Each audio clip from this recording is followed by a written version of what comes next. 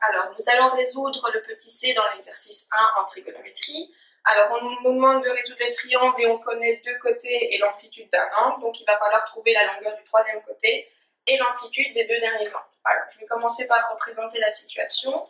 On me dit que le segment AB mesure 4 cm. Donc, je commence par représenter AB en traçant un segment de 4 cm.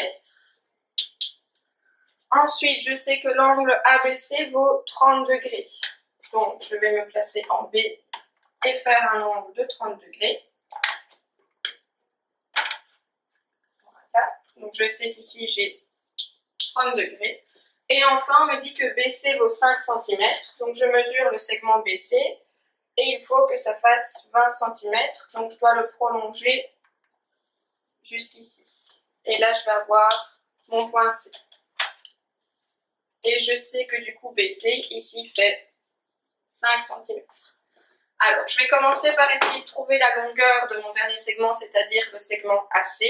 Alors, je vais nommer mes segments. Ce segment AC, c'est celui qui est en face du sommet B, donc par convention, on va le noter avec un B minuscule. Celui-ci est en face du sommet A, donc c'est petit a. Et celui-ci, en face du sommet C, c'est petit c. Alors, je connais deux côtés, je veux trouver le troisième, donc je vais utiliser la règle d'Al-Kashi. Et je veux trouver B carré, donc je sais que B carré, c'est A carré plus C carré moins 2AC fois le cosinus de l'angle B. Alors, A vaut 5, donc je vais avoir 5 au carré, plus C vaut 4, 4 au carré, moins 2 fois 5 fois 4 fois le cosinus de l'angle B qui vaut 30 degrés. Ce qui me fait donc 25 plus 16 moins 40 cos 30 degrés. Je vais calculer ça à la calculatrice. Donc 25 plus 16 moins 40 fois cosinus de 30 degrés, ça me fait 6,36. Alors attention que ça c'est la valeur pour B carré.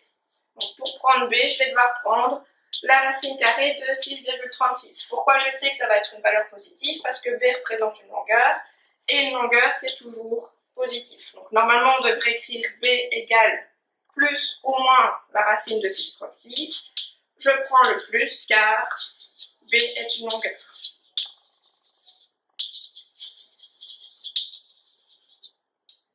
Et donc je fais ma racine carrée. Et je trouve 2,52 cm. Voilà. Donc j'ai maintenant la longueur de mes trois côtés. Il me reste à trouver l'amplitude de mes deux angles. Alors je connais B, mais je vais essayer de trouver l'amplitude de l'angle A. De nouveau, je vais utiliser Al-Kashi. Donc je vais utiliser A carré égale B carré plus C carré moins 2BC fois le cosinus de l'angle A. Je connais A, je connais B, je connais C, donc je vais pouvoir trouver mon angle. Alors, A vaut 4 cm, donc je vais avoir 4 au carré, égale, alors B carré c'était 6,36, plus 4, attention, c'était 5, pardon, donc 5 au carré, ici 4 au carré, moins 2 fois 5, ici 2,52 fois 4 fois le cosinus de mon angle A. Ben je vais calculer 5 au carré 25 égale 6,36 plus 16 moins, alors 2 fois 2,52 fois 4, ça fait 20,16 cos A. J'aimerais trouver l'amplitude de mon angle A, donc je vais isoler mon cosinus et passer tout le reste de l'autre côté. Donc je vais avoir 25 moins 6,36 moins 16 divisé par moins 20,16 égale le cosinus de mon angle A. Alors, du coup, le cosinus de mon angle A vaut 25 moins 6,36 moins -20,16 divisé par moins 20,16, ce qui fait moins 0,13. Et du coup, pour trouver l'angle A, je vais faire arc-cosinus de cette valeur. Et je trouve 97,5 degrés. 52, si je garde une précision de 2 chiffres après la virgule. Je sais donc ici dans mon petit schéma, mon angle A une amplitude de 97,52.